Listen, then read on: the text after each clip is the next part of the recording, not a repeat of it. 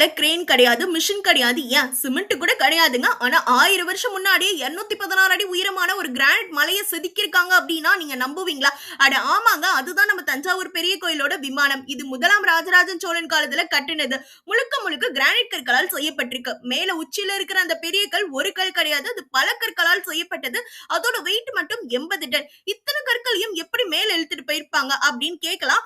அதுக்கு வரலாறு என்ன சொல்லுது அப்படின்னா, 5ல இருந்து 6 கிலோமீட்டருக்கு கீழே இருந்து மேல வரைக்கும் ஒரு நீளமான மண் சரிவை கட்டியிருக்காங்களாம்.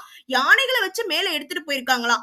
1000 வருஷம் தாண்டியாச்சு. மழை, புயல், வெயில் அப்படின்னு எல்லாமே பார்த்துருச்சு. இன்னும் அந்த விமானம் சின்ன சாய்வு கூட இல்லாம தமிழர்களோட பெருமையா நிமிர்ந்து நிக்குது. இது ஜஸ்ட் ஒரு கோவில் மட்டும் இல்லங்க, இது நம்ம தமிழரோட அறிவுக்கும் ஆற்றலுக்கும் உயிரோட இருக்கிற ஒரு மாஸ்டர் பீஸ் சொல்லலாம். நெக்ஸ்ட் டைம் நீங்க அந்த கோயிலுக்கு போனா கொஞ்சம் மேல பாருங்க. இல்ல பெருமையாவே மேல பாருங்க. அது வெறும் கல் கிடையாதுங்க, அது நம்மளோட வரலாறு.